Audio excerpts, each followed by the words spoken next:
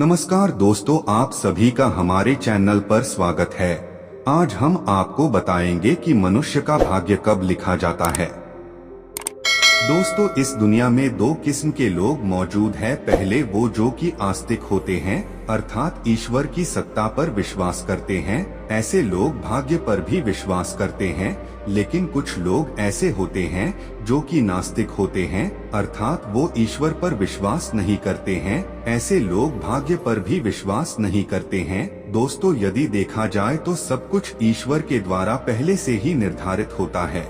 जब बच्चा धरती पर जन्म लेता है तो उसके जन्म से पूर्व ही उसके भाग्य का निर्धारण ईश्वर द्वारा कर दिया जाता है। ऐसे में कुछ लोग ये कहेंगे कि जब सब कुछ हमारे भाग्य में पहले से ही निर्धारित है तो हमें कर्म करने की क्या आवश्यकता है। तो दोस्तों, मैं आपको बता दूं कि कर्म करना बहुत जरूरी है, क्योंकि जो हम कर्म करते हैं इसी कर्म के आधार पर हमारा अगला जन्म निर्धारित होता है। आज हम इसी के बारे में आपको विस्तार से जानकारी देंगे।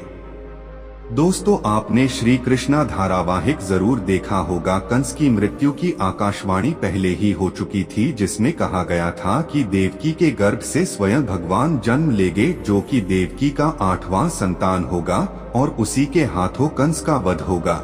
भविष्यवाणी के अनुसार देवकी के गर्भ से श्री कृष्ण ने अवतार लिया था और इन्होंने नीति द्वारा निर्धारित समय पर कंस का वध भी किया और अपने माता पिता को कारागार से मुक्त भी करवाया।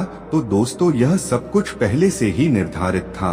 दोस्तों, जो भी मनुष्य इस धरती पर जन्म लेता है उसका भाग्य सब कुछ विधाता द्वारा पहले से निर्धारित कर दिया जाता है। जैसे कि शिशु का जन्म कब, कहां तथा कैसे होगा, उसके जीवन में क्या क्या घटनाएं घटित होगी, उसका विवाह कब, कहां तथा कैसे होगा और किससे होगा, बच्चा अपने जीवन में कितना कमाएगा और कितनी प्रॉपर्टी बनाएगा, बच्चे की मृत्यु कब, कहां तथा कैसे होगी, ये सब कुछ पहले से ही निर्धारित होता है।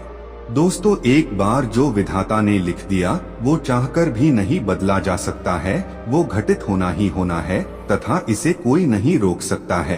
दोस्तों, रामायण आपने देखा होगा। यह पहले से ही निश्चित था कि भगवान राम को 14 वर्ष का वनवास मिलेगा। इसका मुख्य कारण भगवान श्री राम के द्वारा रावण का वध होना निश्चित था। दोस्तों, एक बात का ध्यान रखिएगा कि आप अच्छे या बुरे जैसे भी कर्म करते हैं, इसी के आधार पर आपका अगला जन्म और भाग्य निर्धारित होता है।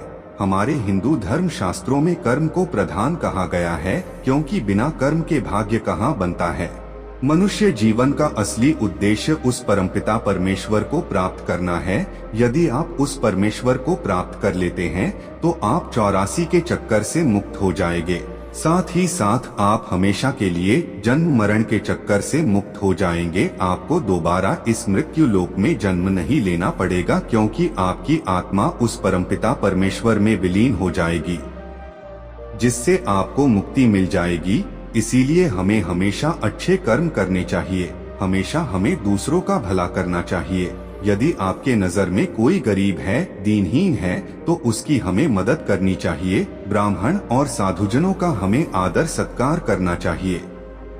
हमेशा हमें ईश्वर की पूजा करनी चाहिए। उसका प्रतिदिन हमें सुमिरन करना चाहिए, जिससे ये हमारा मानव जीवन सफल हो सके। लेकिन एक बात ध्यान रखिएगा, यदि आप बुरे कर्म करते हैं, लोगों को सताते हैं या लोगों को आप परेशान कर रहे हैं, तो आपको उसकी सजा इसी जन्म में भोगना पड़ेगा। मैं आशा करता हूं कि हमारे द्वारा दी गई जानकारी आप सभी को बहुत ज्यादा पसंद आई होगी।